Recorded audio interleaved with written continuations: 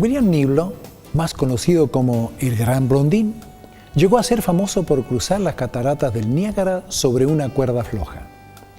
En septiembre de 1860, el príncipe de Gales lo vio cruzar las cataratas con un asistente cargado sobre sus espaldas. Después del cruce, Blondín se dirigió al príncipe británico y le ofreció cruzar las cataratas con él en su espalda.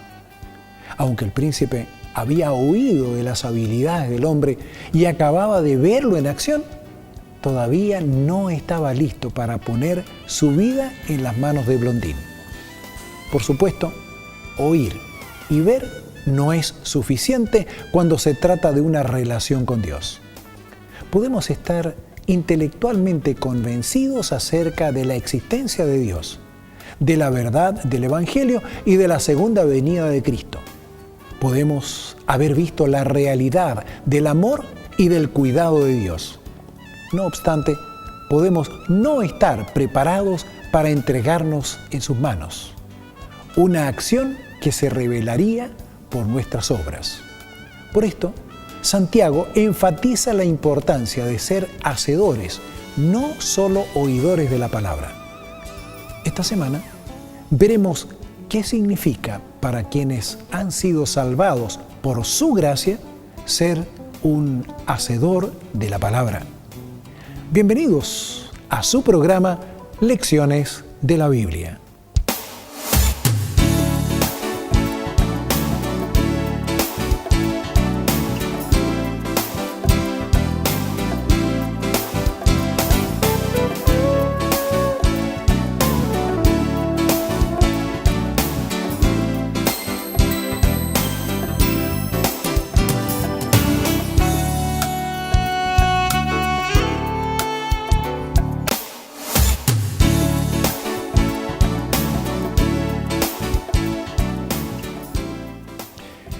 Gracias por estar nuevamente con nosotros en Lecciones de la Biblia.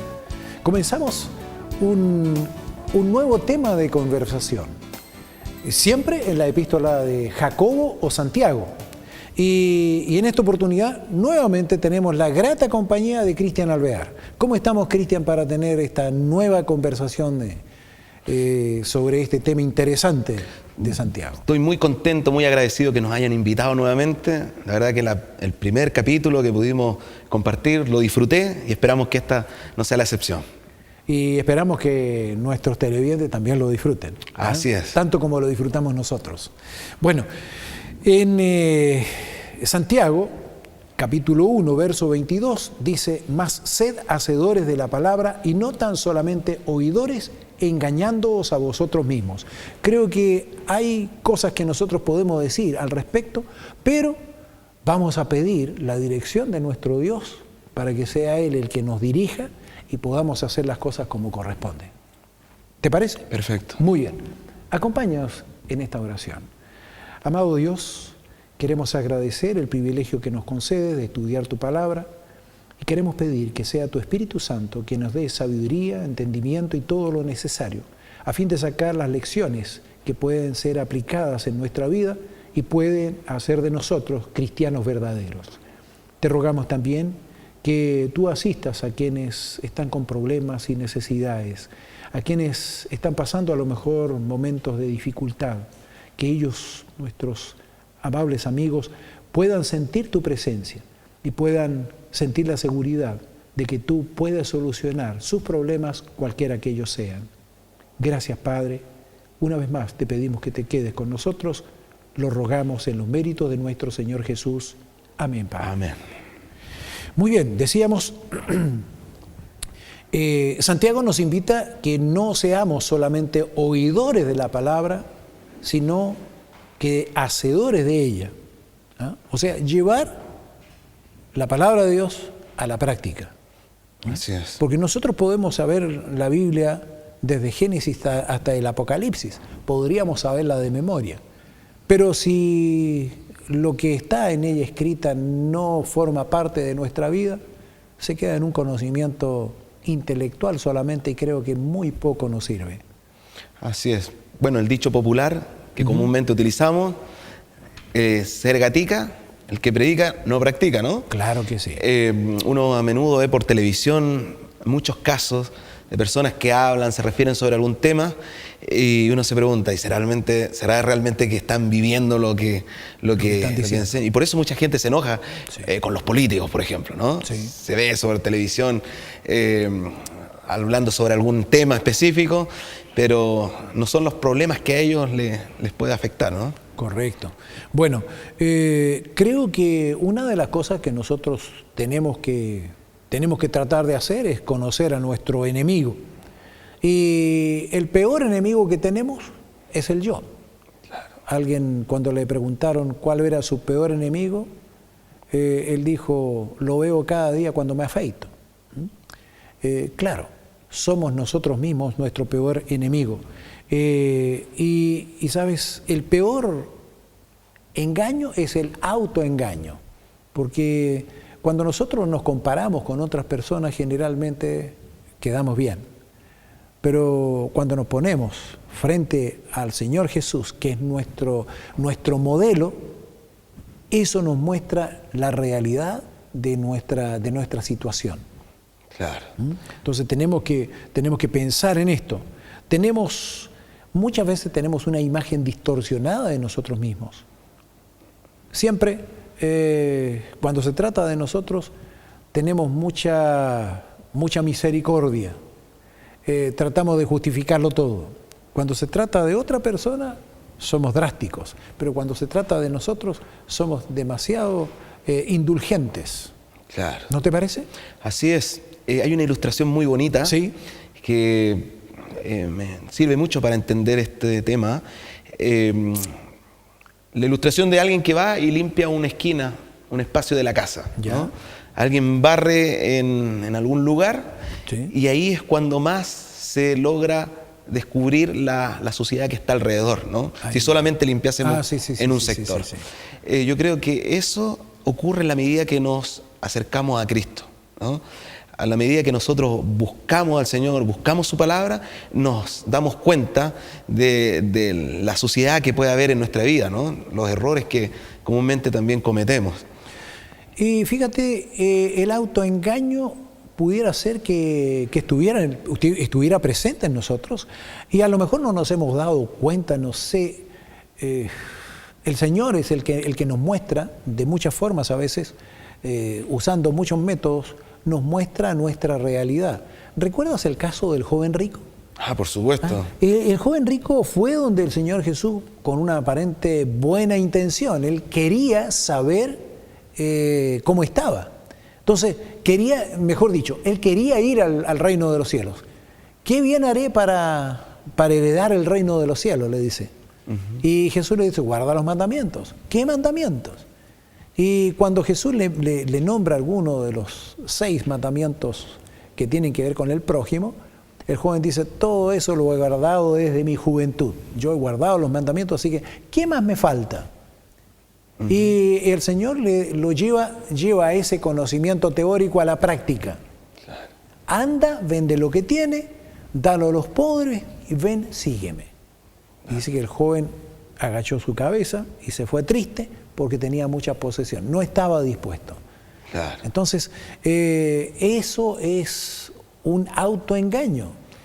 Y creo que así como le sucedió al joven rico, puede estarnos sucediendo a nosotros, que estemos convencidos de algo que a lo mejor no es verdad. Claro. Nos estemos autoengañando. Exactamente, el joven rico es el mejor caso, la mejor evidencia para darnos cuenta de lo que muchas veces nos sucede. En teoría lo sabemos todo, pero en la práctica es cuando realmente se nos pone a prueba. Hay un caso que se parece, ¿no? Sí. Que tiene que ver con Pedro. ¿Ya? Pedro, en teoría, también él manejaba alguna información. Él le dijo a Jesús que iba a estar dispuesto a acompañarlo hasta lo último. Si era necesario dar la vida por él iba a estar dispuesto.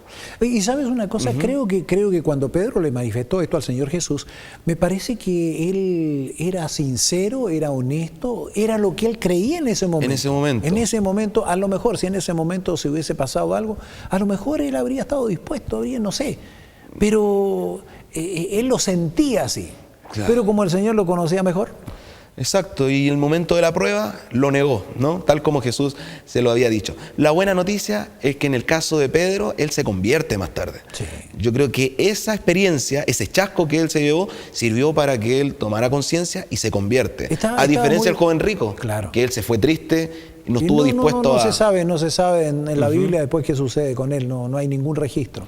Claro. Bueno, pero lo que le sucedió a Pedro, Pedro después estuvo dispuesto a recapacitar. Eso le quitó esa confianza, tenía mucha confianza propia. Claro. Él creía, él tenía una, como dijimos, tenía una visión distorsionada de sí mismo.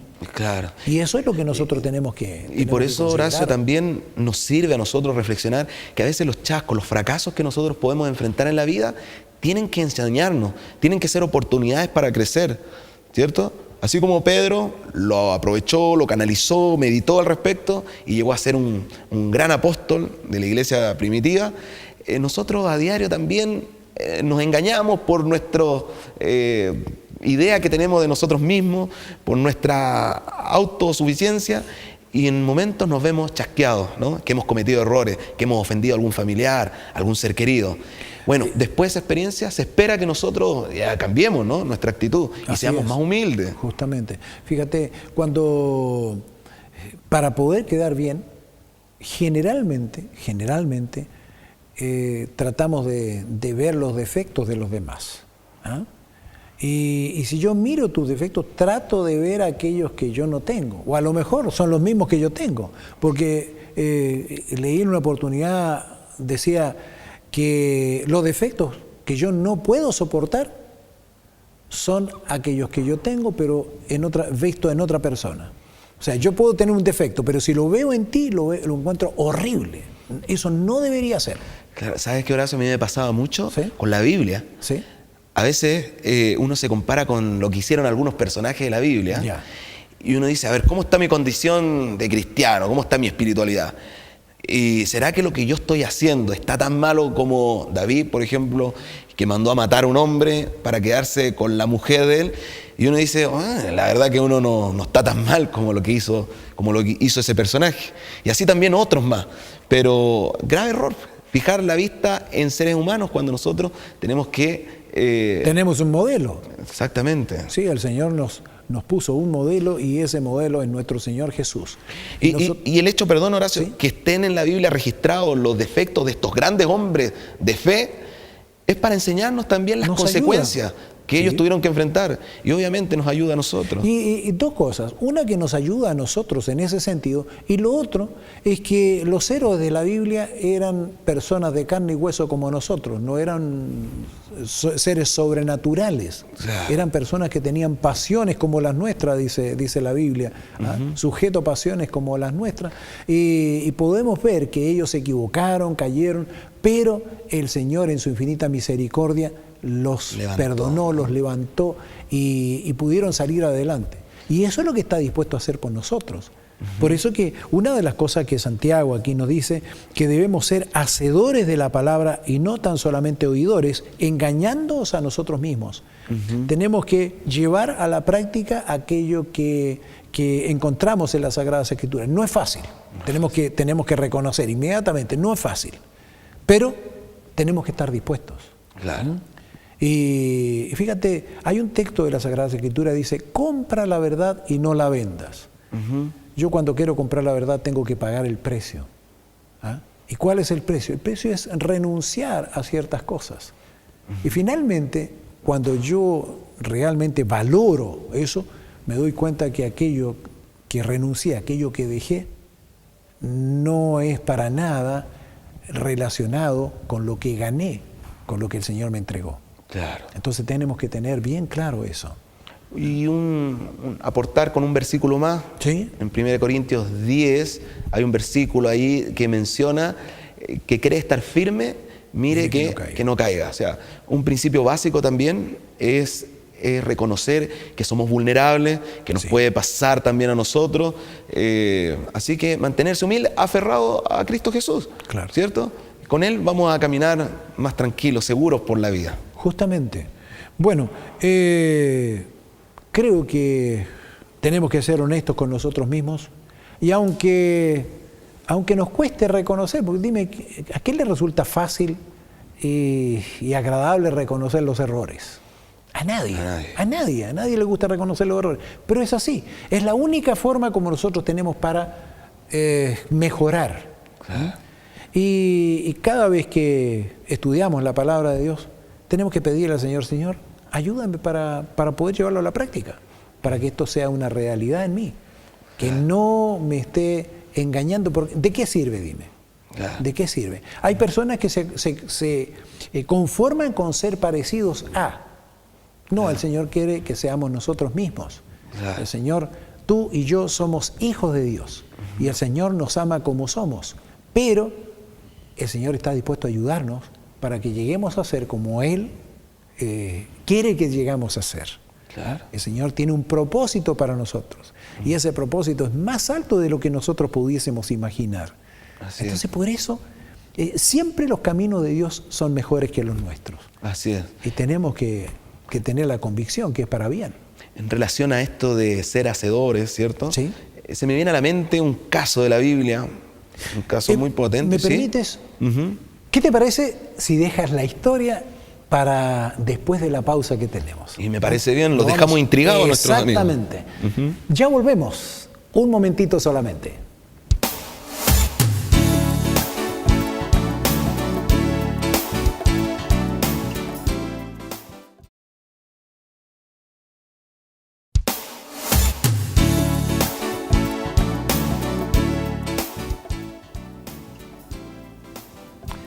Muy bien, ya estamos nuevamente con usted. Y tú habías dejado algo pendiente. Todavía estamos con ese signo de interrogación. ¿De qué nos ibas a hablar? Y sí, en relación a lo que Santiago habla acerca del ser o hacer. Sí. Se me viene un caso bíblico, que es Naamán. Ya. ¿Se acuerdan de ese general de un ejército de Siria? Sí. Un hombre que contrae una enfermedad, ¿no? Una lepra. Y va en busca de un profeta del pueblo de Israel, llamado Eliseo, que lo podía ayudar. Así que él va creyendo de que el profeta lo podía sanar de un momento a otro. Pero ¿cuál fue la indicación del profeta Eliseo? Ve y sumérgete 7 veces en el Jordán. Ahora, hay algo que me impacta, me llama mucho la atención en el verso, en el capítulo 5 de Segunda de Reyes, Ya. verso 11, Naamán hace una declaración. Él se enoja y dice, yo pensé que él iba a venir, iba a invocar a su Dios. Sí. ¿Ya? No pierdan la idea. Iba a invocar a su Dios. O sea, no lo reconoce como algo propio. Claro, ¿no? lógico. Él no se reconoce él mismo como un hijo de Dios. Sí, porque ellos tenían sus propios dioses. Exactamente. Sin embargo, con ayuda de sus criados, colaboradores, él de igual forma acepta el desafío, va y se sumerge 7 veces ahí en el Jordán. Después de que obra el milagro, después de que Dios obra el milagro de la sanidad, en el verso 15, Naamán ahora dice de manera distinta. A ver. Ahora entiendo que no existe otro Dios en toda la tierra que en Israel. Así que aquí vemos algo muy interesante. Naamán ahora reconoce a Dios como su Dios. Por lo tanto, él se convierte ahora a los caminos de Dios. Y como, bueno, no podemos exigirle demasiado a Naamán. Recordemos, en esa época habían dioses locales. ¿Eh? Cada lugar tenía su dios. Y Naamán, con esta idea, decide llevar tierra de ahí de Israel. Claro. Le pide al profeta si le podía dar tierra, así que llevó seguramente unos sacos de tierra y le dice que él iba a poner esa tierra y allí iba a adorar a Dios. Exactamente. Ya él tenía convertido. la convicción y la conversión al Dios de Israel. Claro. Y concluir en eso, no solamente consiste en hacer, ¿cierto? Él podría haberse sumergido, ¿cierto? Y hace lo que Dios había indicado. Claro. Pero también tenía que él convertirse, él tenía que ser, ¿me entiendes? Y eso es lo que nosotros tenemos que hoy día poner en práctica. No solamente de manera automática hacer lo que Dios nos pide, sino que realmente tener una conversión, creer plenamente en Dios y en lo que Él nos pide, ¿no? Fíjate, hay algo que también tenemos que reconocer. La Biblia nos habla de las obras de la carne y los frutos del Espíritu. Y creo que es bueno que hablemos sobre esto de las obras de la carne y los frutos del Espíritu. Las obras de la carne son aquellas tendencias que tenemos nosotros. Recordemos, el pecado siempre nos lleva a algo, nos lleva a obrar también. Entonces, estas son las obras de la carne, aquellas que contiendas, en fin, pleitos, todo aquello que nosotros, negativo que nosotros hacemos, esas son catalogadas como obras de la carne. A su vez, el fruto del Espíritu, y es interesante notar, es el fruto, solamente un fruto. Pero siempre cuando habla del fruto del Espíritu yo me imagino una naranja, porque al abrirla, yo podría esos gajitos decir, aquí hay gozo, paz, paciencia, benignidad, bondad, fe, mansedumbre, templanza, o temperancia, o dominio propio, que es lo mismo. Entonces, ese es el fruto del Espíritu. Ese fruto, cuando alguien tiene el fruto del Espíritu, todas estas características se pasan a formar parte de su ser. Exacto. Ese es el ideal al cual Dios nos llama, a poder entregar nuestras vidas a Él, renunciar a la vida antigua de pecado, y por eso una experiencia muy importante de alguien que quiere seguir en pos de Cristo es el bautismo, ¿no? Porque es un nuevo comienzo, Muere la vida antigua que uno traía, sí, donde predominaba los frutos de la carne, claro, ¿cierto? Pero después que uno entrega la vida a Jesús, entonces predomina el fruto del Espíritu. Correcto. ¿Sabes una cosa? Siempre tenemos la colaboración de nuestros amigos que gentilmente se detienen para respondernos una pregunta. Y le preguntamos, les hacemos preguntas en relación con lo que estamos tratando para que ellos nos digan qué piensan, cuál es su forma de ver estas cosas. Y en esta oportunidad les hicimos una pregunta. ¿Qué piensa usted o cómo reconoce un buen cristiano? Y fíjate, estas son las respuestas que nos dieron.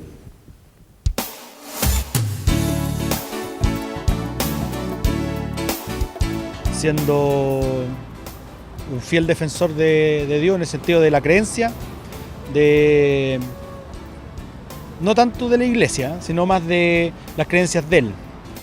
Haciendo cosas por los demás, cosas buenas por los demás, ayudando a la gente, haciendo cosas buenas, no sé. Una persona que ayude a los necesitados, eso es una buena persona. Con hechos, bueno, que se demuestre que es una buena persona. Yo creo que viene de cuna, de nacimiento. Los padres tienen que ser engendrados con buenos principios morales, cristianos que le enseñaron sus padres. Es una cadena. Y Dios es que dirige esto, a través del Espíritu Santo. No sé, realmente no sé cómo reconocerlo. Con las cosas que hace, eso, cómo actúa, que no hable y no actúe, que no diga nada. O sea. Bueno, el cristiano tiene que estar comprometido con Cristo. Si no, no sería una buena persona. La manera de hablar que tiene y lo que dice también. Que ayude a la gente, que si ve un viejito que se cae lo pare, o si uno tiene que cruzar y no puede cruzar, lo cruce. Eso encuentro, que sea honesto, porque hoy día hay mucha gente más mala que buena.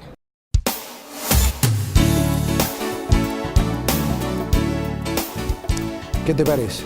Hay distintas respuestas como siempre. Bueno, nosotros apreciamos, agradecemos lo que ellos hacen y respetamos también su forma de pensar.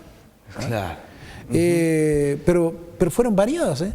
Sí, pero mientras veíamos las imágenes, tú reflexionabas sobre algo. Medio extraña la pregunta acerca de un buen cristiano. ¿Cómo se reconoce un buen cristiano?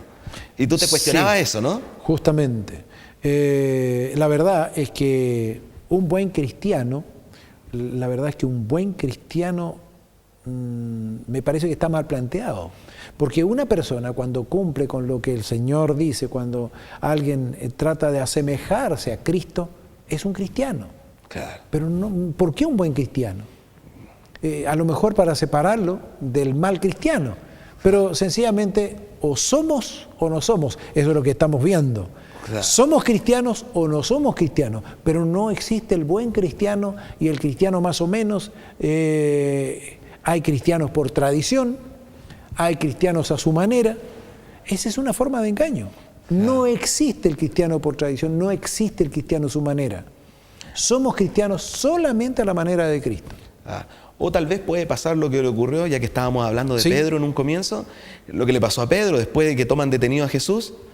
Él estaba observando cuando lo tenían detenido y lo descubren, ¿no? Hubieron personas que dijeron, oye, este es uno de ellos, es uno de los que estaban con Jesús, ¿cierto? Es Galileo y habla como ellos.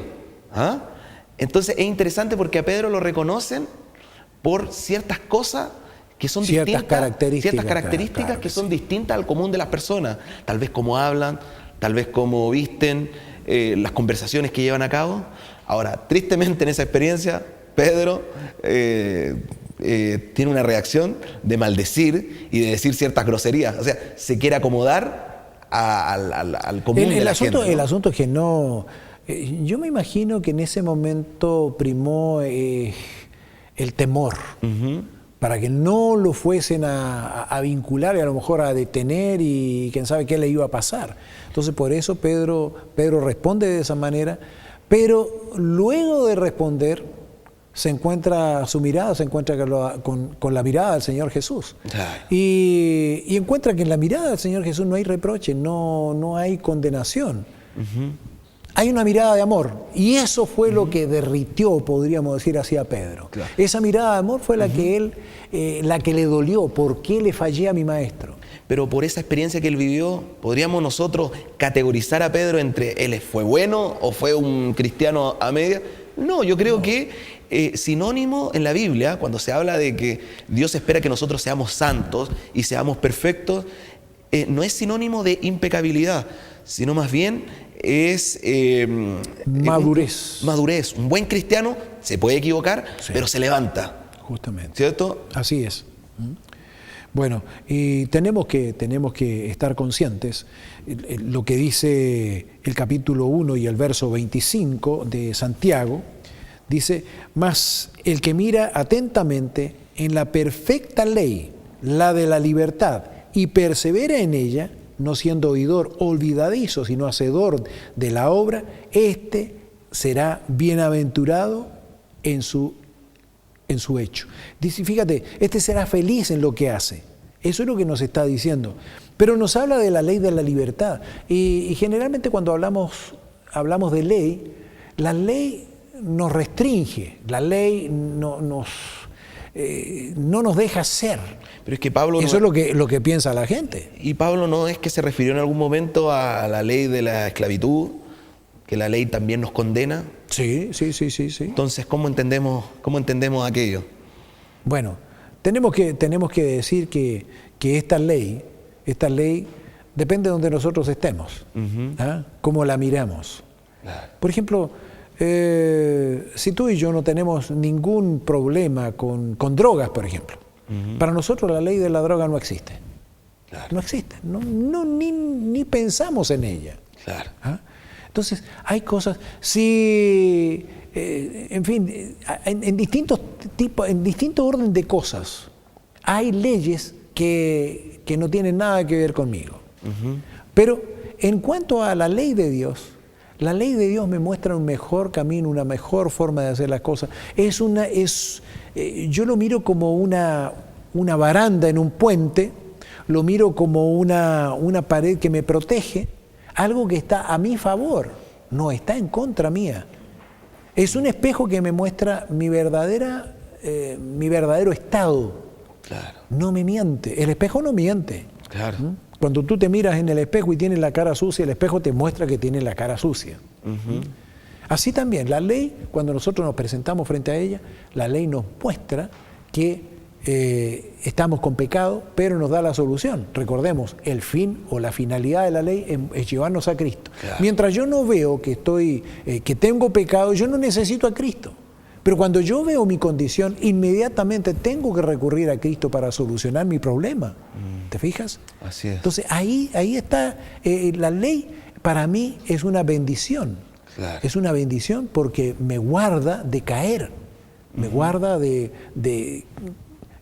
Pensemos por un momento, si yo voy a ver médico y el médico descubre en mí una enfermedad grave, pero me dice, todavía es tiempo, la vamos a atacar y usted se va a mejorar. Pero ¿qué te parece si yo no quiero saber nada y no voy al médico? Cuando finalmente me siento muy mal, voy al médico y me encuentro con que mi problema no tiene solución. El Señor me ha dejado la ley para que yo me mire en ella y vea que todavía hay solución. Así es. Todavía yo puedo presentarme ante el Señor y pedirle, Señor, ayúdame, estoy con problemas. Me gusta Santiago cómo se refiere, ¿cierto? Más el que mira atentamente en la perfecta ley, la ley de la libertad, y persevera en ella, no siendo oidor olvidadizo, ¿no? No siendo oidor olvidadizo. Somos muy vulnerables nosotros. Y acordándome de esa experiencia de Pedro, en base a las circunstancias es que él se dejó llevar. Sí. Nosotros hoy, en la universidad, en el trabajo, en el vecindario, mientras estamos en el tráfico, nos pasa algo nos provoca. No debemos olvidar, ¿cierto?, que debemos ser un cristiano genuino y proceder como cristiano genuino. Mantener los principios de la ley. Claro. ¿Cierto? Mantener los principios de la ley y entonces vamos a ser victoriosos en todo ámbito de la vida. Pero te das cuenta que a veces somos muy acomodaticios.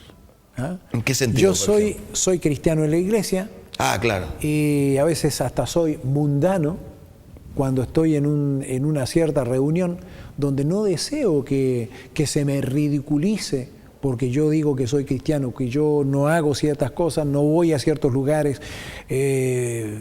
Cuando la conversación toma otro giro, a lo mejor yo no soy capaz de salirme del grupo, porque no quiero que los demás piensen mal de mí. Claro.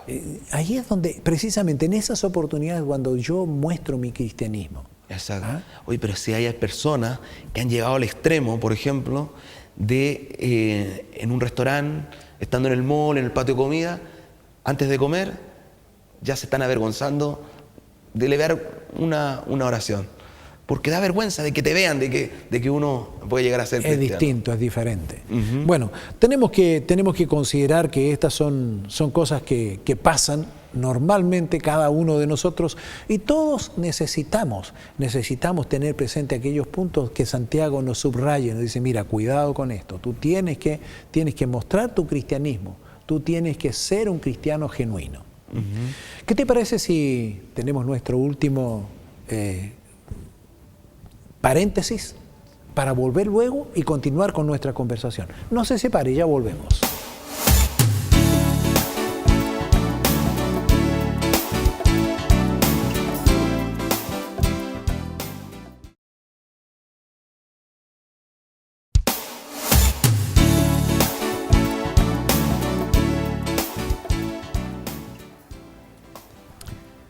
Qué bueno que esté todavía acompañándonos. Es grata su compañía. Tengo en mis manos verdades para el tiempo del fin. Descubra lo que la Biblia dice sobre los últimos momentos de la historia. Estaba viendo un tema que aparece acá, la esencia del cristianismo. ¿Sabe usted cuál es la esencia del cristianismo? A lo mejor no se lo había preguntado, pero es interesante. Y usted puede leerlo en esta revista, es muy interesante. ¿Y cómo obtenerla? Solamente tiene que pedirla. La dirección aparece en pantalla y si usted la solicita, nosotros se la enviaremos a vuelta del correo sin costo alguno para usted. Es un regalo de Nuevo Tiempo para usted. Así que pídala ahora mismo y disfrute de la lectura de esta hermosa revista. Muy bien, continuamos entonces con Santiago. Me estabas diciendo algo tú. Uy, en este bloque ya se me habrá ido, ¿no? Pero veníamos hablando acerca de la ley de la libertad, lo importante que era guardar los mandamientos. Y después de ese verso 26, me gusta cómo lo plantea Santiago. Sí.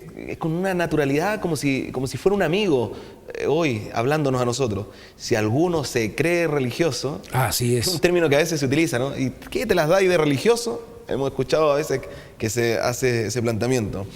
Y Santiago dice, si alguno se cree religioso entre vosotros y no refrena su lengua, sino que engaña su corazón, la religión de tal es vana. Así que nos damos cuenta nuevamente que Santiago nos habla con esta simpleza acerca de cuestiones que son tan cotidianas. Si alguno se cree religioso y no refrena su lengua, es algo que nos sirve sobre todo a aquellos que vivimos acá en Santiago. Y fíjate lo que dice a continuación, el verso 27. La religión pura y sin mácula delante de Dios y Padre es esta: visitar a los huérfanos y a las viudas en sus tribulaciones, guardarse sin mancha de este mundo.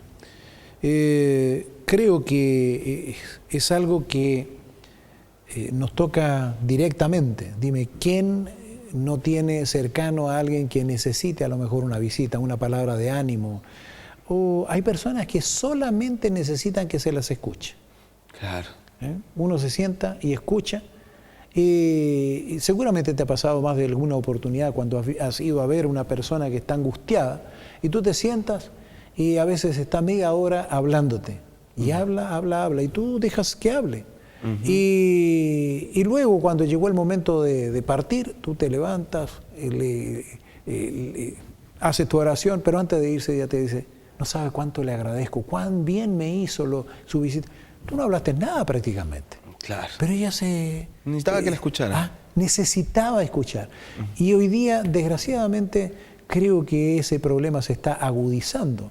Porque cuando en casa, por ejemplo, cuando se encuentran, están los hijos, todos están con el aparatito. Y no hay comunicación entre ellos. Entonces dime tú, ¿quién va a querer, quién te va a escuchar así?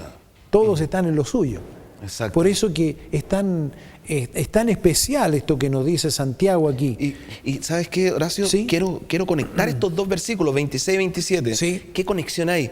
El verso 26 dice, venía hablando del que no refrena la lengua. Sí. ¿Qué nos hace entender eso? Cuando enfrentamos una situación estresante, cuando enfrentamos algún drama, entonces nos airamos, explotamos, ¿no? Hacemos comentarios, declaraciones que después nos traen perjuicio. Y después viene esto, te presenta la verdadera religión, es aquella que visita al huérfano, a la viuda. Entonces yo trato de entender qué conexión está queriendo Santiago presentar. ¿Y sabes cuál es la que descubro? Sí. A veces nosotros no refrenamos la lengua, nos airamos por la situación que estamos viviendo, cuando debiéramos nosotros recordarnos en ese momento que hay personas que enfrentan dramas mucho mayores que la que nosotros podamos vivir. Justamente. Y entonces Santiago lo que nos está queriendo decir es, mira, ocúpate del que realmente sufre, del que realmente enfrenta drama, y tú vas cada vez a ser una persona más tranquila, más pasiva.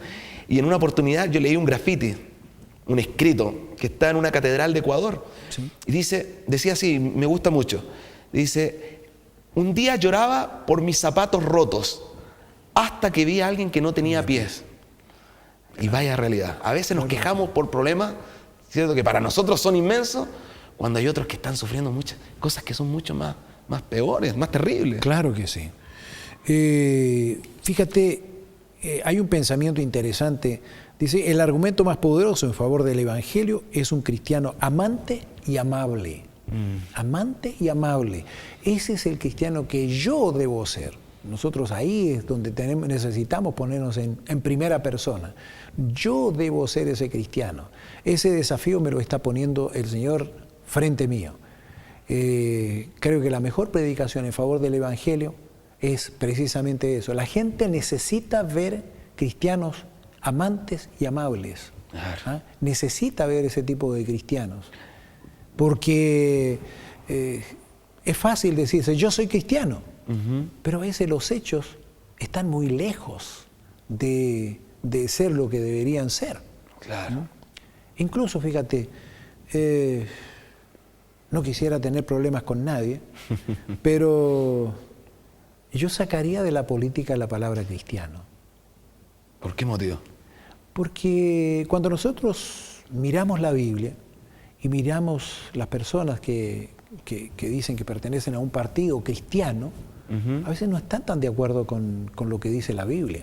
Claro. ¿Ah? Entonces, por eso, no tengo nada contra ellos ni nada, pero solamente por resguardar precisamente eso.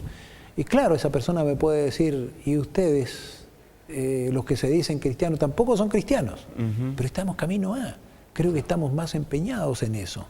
Es nuestro desafío y nuestra preocupación diaria, es ser mejores cristianos, es tratar de ser semejantes a nuestro Señor Jesucristo. Y creo que lo vamos a lograr con más facilidad porque nosotros siempre estamos teniendo al Señor frente a nosotros, siempre estamos tratando de mirarnos en Él, de mirarlo a Él para aprender a ser como Él fue, mientras estuvo en esta tierra. Sí, por voluntad propia no hay nada que podamos hacer bueno, no hay nada. La Biblia nos dice, ¿cierto? Dios obra en nosotros el querer como el hacer por su buena voluntad. Así y en es. ese sentido, cualquier cosa buena que se pueda encontrar en nosotros es obra del trabajo que realiza el Espíritu Santo. Por eso nuestra misión es solamente una. Y yo creo que esa es la guerra del cristiano. A veces creemos que la lucha del cristiano es contra el enemigo, contra Satanás. Como que depende de nosotros ir y declarar la guerra. Sino más bien nuestra lucha, la lucha del cristiano es tratar de permanecer todos los días tomados de la mano de Cristo. Porque es Jesús quien pelea nuestra batalla. Es Cristo quien pelea contra el enemigo. Es interesante notar que Santiago, aquí en los versos 26 y 27, describe lo religioso y la religión. Fíjate, el que crea ser religioso, bueno, tiene que probar si realmente es así o no. ¿Y cuál es la religión? ¿Qué es lo que yo estoy siguiendo? La religión aquí me lo muestra como algo totalmente práctico. Exacto. No me habla de otras cosas, me habla de algo práctico. Hacer bien a los demás, preocuparme de los demás. Debo recordar el ejemplo de nuestro Señor Jesucristo. Él dijo, yo no he venido a ser servido, sino a servir. Así es. Entonces, es imposible que exista un cristiano que no sirve. Otro pensamiento decía, el que no vive para servir, no sirve para vivir. Exacto. Entonces, tenemos que considerar estos puntos de los cuales nos está hablando Santiago. Y también cuando nos habla del huérfano, de la viuda, tenemos que pensar en esas personas que han sido más desfavorecidas. Claro. Y si el Señor permite que yo tenga el conocimiento de uno de ellos, creo que el Señor me está haciendo responsable también por esas personas. Claro. En los tiempos de Cristo, en los tiempos antiguos, el huérfano y la viuda era una persona de la sociedad muy desprotegida, ¿cierto? No tenía mayor protección ni del Estado ni de ninguna institución. Hoy en día, por lo menos, existen instituciones, hogares que hacen bien a este tipo de personas, pero existe necesidad en todos lados, en todo ámbito. Yo invito a mis amigos que nos están viendo por televisión, dense vuelta un día por el hospital. El otro día yo fui a acompañar a un matrimonio que tenían a su hijito sufriendo ahí en el hospital Calvo Maquena, ¿así se llama? Sí, Calvo Maquena. Me di una vuelta por ese lugar y ahí yo me di cuenta la necesidad que existe. Ver a los niños llenos de máquinas, llenos de aparatos, a uno le toca el corazón y yo creo que ahí uno se pone en los zapatos de Santiago, ¿no? Hay necesidad y el aporte que uno pueda realizar, el granito de arena, va a ser una tremenda bendición. Claro que sí. Ahora, ¿qué se espera de nosotros? En Santiago, el verso 27, en la última parte dice, guardarse sin mancha de este mundo. Guardarse sin mancha. El mundo necesita ver personas diferentes. El cristiano está llamado a ser diferente. No puede ser igual que las demás personas. Pero hablo de la diferencia en sentido positivo. Porque hoy día pareciera que todo el mundo trata de nivelarse hacia abajo. Resulta mucho más fácil nivelar hacia abajo. Nosotros tenemos que nivelar hacia arriba porque Jesús es nuestro guía, es nuestro modelo y está arriba. Claro. Seguramente no vamos a alcanzar el nivel que Él tiene, pero nuestra meta es seguir subiendo. Llegará el momento en que el Señor va a darnos aquello que nos falta, va a poner aquello que nos falta. Pero en este momento estamos mirando el blanco y lo importante es que sigamos subiendo, sigamos ascendiendo. Con su ayuda, con su dirección, vamos a poder hacerlo. Vamos a poder seguir viviendo. Y que hoy día seamos mejor de lo que fuimos ayer. Y mañana seamos mejor de lo que hemos sido hoy. Claro. Creo que esa debe ser nuestra meta. Y a eso apunta precisamente lo que nos está hablando Santiago. Te encuentro toda la razón, Horacio. Hay algunas personas que piensan que apartándose del mundo a veces pueden alcanzar un nivel superior. Ah, claro, para huir de la tentación, por ejemplo. Claro. Algunos piensan que hay que salir de donde uno se encuentra, irse al campo, convertirse prácticamente en un ermitaño, dicen. Sí. Pero, ¿estará ahí la solución? En primer lugar, no creo que la solución no está ahí porque nos llevamos, recordemos, dijimos que el peor enemigo somos nosotros mismos. Y si nos vamos, no podemos irnos sin nosotros mismos. Claro. O sea, voy a llevar mi enemigo conmigo. Y en segundo lugar, el Señor nos dijo claramente, vosotros sois la sal de la tierra. Claro. ¿Ah? Entonces, si somos la sal de la tierra, tenemos que permanecer aquí, porque somos los que tenemos que hacer la diferencia en la sociedad. Claro. Nosotros somos los que debemos ponerle sabor a la vida. Exacto. Nosotros somos los que debemos preservar de la corrupción. Entonces, debemos hacer la obra, y esa es la obra que el Señor quiere que nosotros hagamos. No necesitamos estar alardeando. La gente tiene que conocernos por nuestros hechos. Exacto. Y reconocer, lo mejor sería, sin que nosotros abriéramos la boca, que las personas reconozcan que somos cristianos. Exactamente. No sepa tu izquierda lo que hace tu derecha, ¿no? Exactamente. Debiéramos hacer muchas cosas sin esperar el reconocimiento ni llamar la atención, pero tenemos que hacer.